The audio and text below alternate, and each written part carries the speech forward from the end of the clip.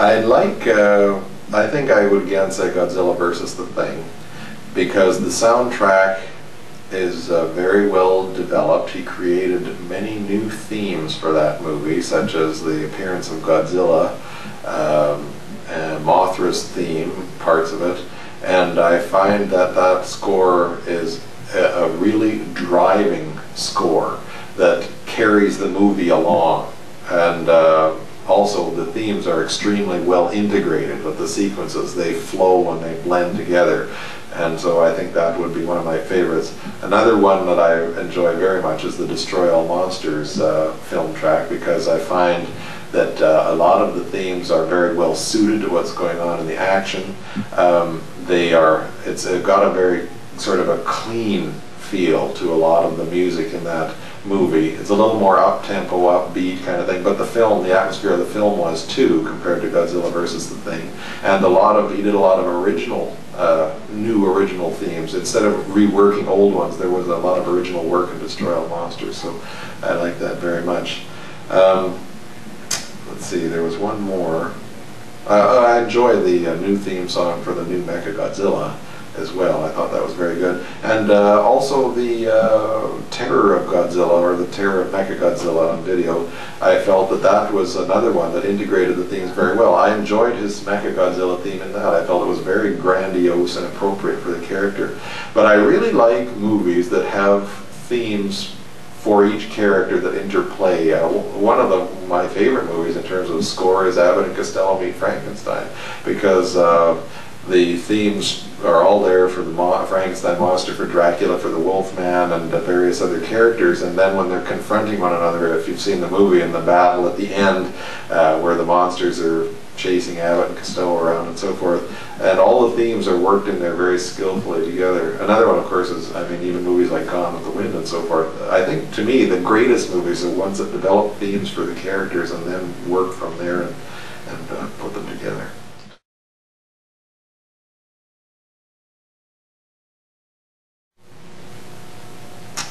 I think that the films now, that Toho is more aware now of the commercial potential of their films, and that the films are being more driven by sort of corporate needs rather than a team of creative artists sitting down and saying this would be neat to do on film. I get that sense from them, that these ones are sort of carefully calculated.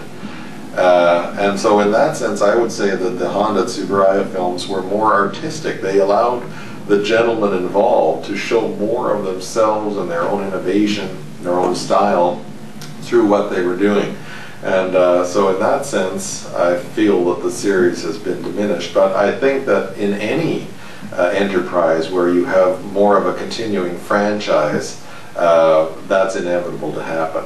I remember reading that the motto on the Godzilla vs. Violante set was, "This is the last film." In other words, they wanted to act as though they wanted to put their all in and create sort of something that would stand on its own. And I also enjoy Godzilla vs. Violante very much. I think it's one of the better ones of the series by far, way up at the top. And you have that sense about it. Like, they weren't thinking about the future when they made that film. They made something that could stand on its own, that they put themselves into, tried new innovations in terms of special effects and so forth, and I really felt the heart in that movie.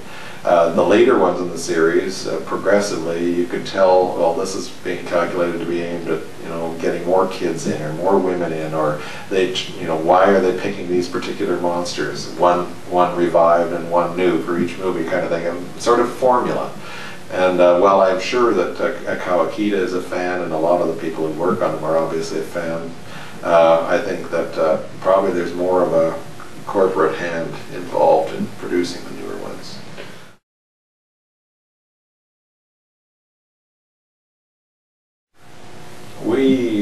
In our production of the magazine, I essentially assembled fan-contributed material into a coherent form and spit it out as G-Fan magazine. And in that sense, it's very difficult for me to make long-range planning, except in the very most general terms.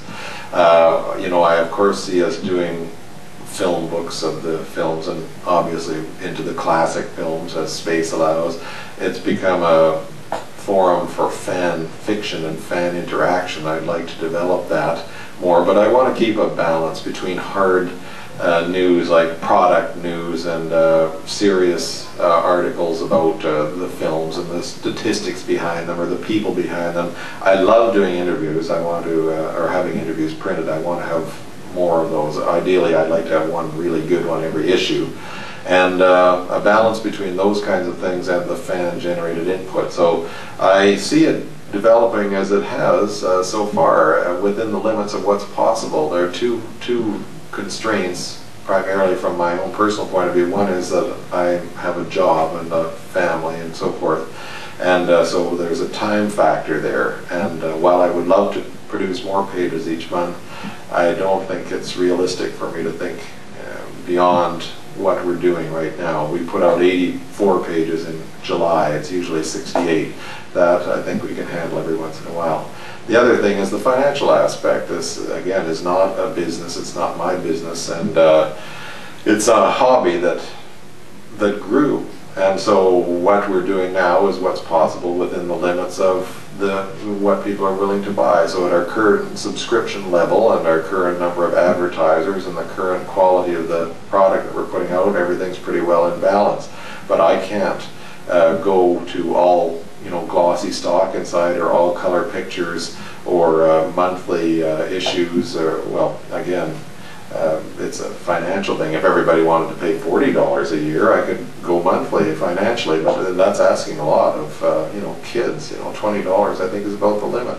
So if our numbers go up, and I suppose if that happens, then the cost per issue will go down and so forth, then I would like to push it within what is possible and what my wife and I think is healthy for us to do. So far, it's been fun. There are times, at deadline time and so forth, when I'm up till 3 every night for a week, and then we have to go and teach during the day and come straight home from work and work again until 3 the next night, when I get a little bit reminiscent of the times when I just photocopied it and mailed it out to 30 people.